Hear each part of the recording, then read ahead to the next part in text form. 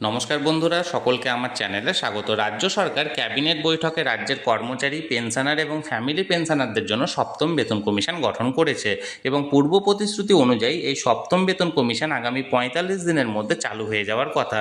এখন আজকের ভিডিওতে আমরা মূলত আলোচনা করব এই সপ্তম বেতন কমিশন অনুযায়ী একজন সরকারি কর্মচারী বা একজন পেনশনার বা ফ্যামিলি পেনশনারদের কত টাকা স্যালারি বা পেনশনে বৃদ্ধি হতে চলেছে সেই ব্যাপারে। ভিডিওটি অত্যন্ত গুরুত্বপূর্ণ, তাই প্রথম থেকে শেষ পর্যন্ত অবশ্যই ধৈর্য সহকারে দেখবেন এবং ভালো লেগে থাকলে অবশ্যই একটি লাইক করবেন এবং সকলের সঙ্গে শেয়ার করবেন। আর সেই সাথে এই চ্যানেলে যদি প্রথমবার হয়ে থাকেন এই রকমের ইনফরমেটিভ ভিডিও আরও দেখার জন্য যারা এখনও পর্যন্ত চ্যানেলটিকে সাবস্ক্রাইব করেননি তারা অবশ্যই চ্যানেলটিকে সাবস্ক্রাইব করে নিতে ভুলবেন না। তাহলে চলুন আমরা বিস্তারিত জেনে নিই। রাজ্যের এই সপ্তম বেতন কমিশনটি মূলত কেন্দ্রীয় সরকারের অষ্টম বেতন কমিশন অনুযায়ী একই রূপরেখায় তৈরি হবে। আমি এখানে দেখুন গুগল সার্চ করেছি, এখানে বলা হয়েছে the expected fitment factor for the 8th pay commission is widely speculated to range between 1.83 and 2.86।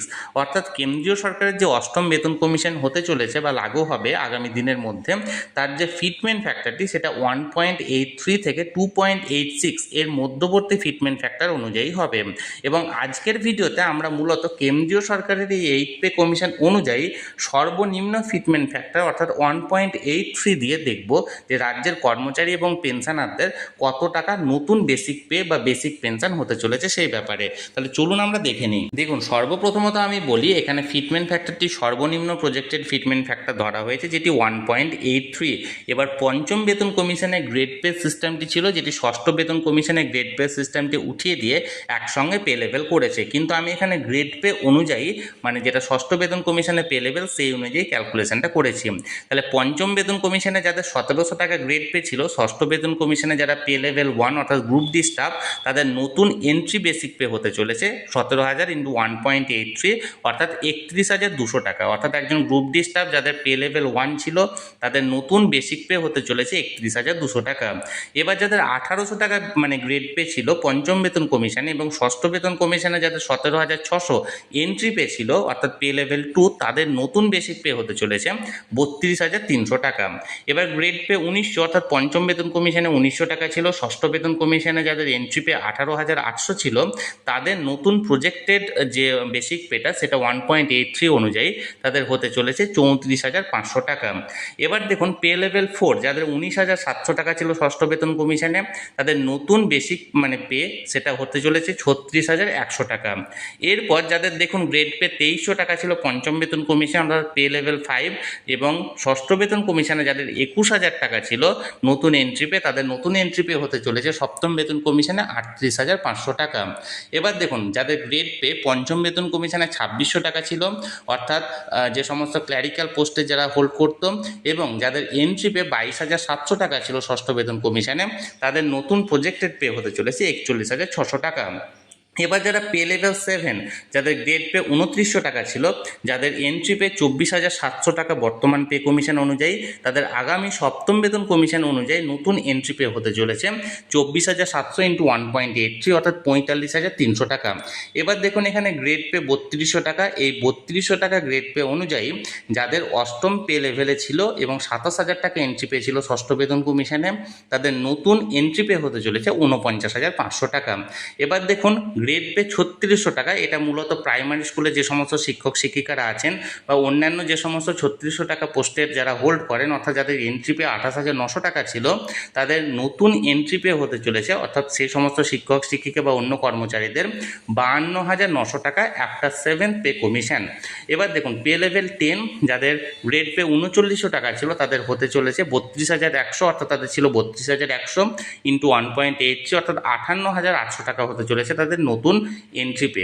এবার দেখুন গ্রেড পে যাদের ৪২০০ টাকা, সেই ৪২০০ টাকা অনুযায়ী যাদের ৩৩,৪০০ টাকা ছিল সেই ৩৩,৪০০ ইন্টু 1.83 সমান ৬১,২০০ টাকা তাদের নতুন বেসিক পে হতে চলেছে। এবার দেখুন গ্রেড পে যাদের 4400 টাকা ছিল সেই সমস্ত এমপ্লয়ীদের যাদের এন্ট্রি পে ছিল 35,800 এবং সপ্তম বেতন কমিশনের পর তাদের এন্ট্রি পে হতে চলেছে 65,600 টাকা। এবার যারা পে লেভেল 13তে যারা কর্মরত ছিলেন তাদের বেসিক পে ছিল 37,100 টাকা বর্তমান পে কমিশনে, এবং তাদের নতুন প্রজেক্টের যে পে কমিশনে অর্থাৎ 7 পে কমিশনে নতুন মানে যেটা বেসিক পে হতে চলেছে সেটা হতে চলেছে 67,900 টাকা। এবার দেখুন গ্রেড পে যাদের 4700 ছিল পঞ্চম বেতন কমিশনে এবং ষষ্ঠ বেতন কমিশনে যাদের এন্ট্রি পে ছিল 39,900 টাকা, তাদের নতুন আফটার 7 পে কমিশনে নতুন এন্ট্রি পে হতে চলেছে 73,100 টাকা। এবার যাদের গ্রেড পে 4800 টাকা ছিল অর্থাৎ 15 লেভেলের পে যারা হোল্ড করতো 42,600 টাকা ছিল তাদের এন্ট্রি পে, তাদের নতুন বেসিক পে হতে চলেছে 78,000 টাকা। এবং সর্বোচ্চ যাদের 56,100 টাকা ছিল এন্ট্রি পে এখানে ষষ্ঠ বেতন কমিশনে, তাদের নতুন সপ্তম বেতন কমিশনের পর তাদের নতুন এন্ট্রি পে হতে চলেছে 1,02,700 টাকা। অর্থাৎ বর্তমানে এন্ট্রি পে, এখানে এন্ট্রি পে বললে যারা নতুন চাকরিতে জয়েন করে তাদের স্যালারিটা এখানে বলা হয়েছে। এবার আপনাদের স্যালারিটা ভিন্ন হতে পারে। ফর এক্সাম্পল ধরুন আপনি পে লেভেল 12 আপনি এখানে একজন কর্মচারী এবং বর্তমানে আপনার এখানে এন্ট্রি পেটা 35,800 হলেও বর্তমানে ধরুন আপনার 50,000 টাকা চলে গেছে, তাহলে আপনাকে 50,000 গণিত 1.83 করতে হবে এবং সেই অনুযায়ী আপনার যে বেসিক পেটা হবে সেই অনুযায়ী আপনার এখানে ক্যালকুলেশনটা করা হবে। এর পাশাপাশি যে সমস্ত পেনশনার বা ফ্যামিলি পেনশনাররা আছেন তাদের নতুন বেসিক পেনশন হবে পুরনো বেসিক পেনশন ইন্টু 1.83 করে যেটা হবে। অর্থাৎ ফর এক্সাম্পল বর্তমানে যদি আপনার বেসিক পেনশন 10,000 টাকা থেকে থাকে তাহলে নতুন ফিটমেন্ট ফ্যাক্টর অনুযায়ী আপনার 7 পে কমিশনে সেই বেসিক পেনশনটি দাঁড়াবে 10,000 ইন্টু 1.83 অর্থাৎ 18,300 টাকা। এর পাশাপাশি আমি আরও একটি বিষয় এখানে উল্লেখ করে দিই, আমি এখানে মূলত বেসিক পেনশনটিকে ক্যালকুলেশন করেছি। এবার একটা 7 পে কমিশনে যে রিপোর্টটি প্রকাশিত হবে সেই রিপোর্ট অনুযায়ী যে ডিএটা প্রযোজ্য হবে বা যে হাউস রেন্ট প্রযোজ্য হবে বা অন্যান্য যে সমস্ত অ্যালাউন্স যেমন মেডিকেল অ্যালাউন্স বা ট্রাভেল অ্যালাউন্স বা অন্যান্য যে ধরনের অ্যালাউন্সগুলি পাওয়া যায় সেই সমস্ত অ্যালাউন্স অনুযায়ী আপনার স্যালারি বা আপনার পেনশনটি কিন্তু এখানে ক্যালকুলেট হবে।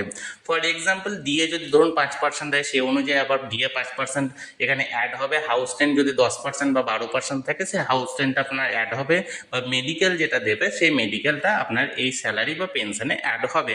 আপাতত যে প্রজেক্টেড ফিটমেন্ট ফ্যাক্টর যেটা 8 পে কমিশনে 1.83 থেকে 2.86 পর্যন্ত এর মধ্যবর্তী হতে পারে বলে বলা হয়েছে গুগলে, সেই অনুযায়ী সর্বনিম্ন ফিটমেন্ট ফ্যাক্টর অর্থাৎ 1.83 অনুযায়ী আমি এখানে ক্যালকুলেশন করে আপনাদের সঙ্গে শেয়ার করলাম। নতুন পে কমিশনের রিপোর্ট অনুযায়ী এই ফিটমেন্ট ফ্যাক্টরে তারতম্য হতে পারে। আপাতত যে নিউজটি পাওয়া গেছিল সেই অনুযায়ী আমি আপনাদের সঙ্গে ক্যালকুলেশন করে এটি শেয়ার করলাম।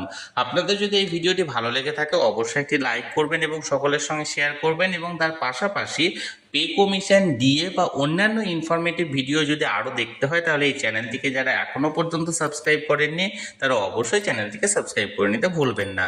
ধন্যবাদ, দেখা হচ্ছে পরের ভিডিওতে।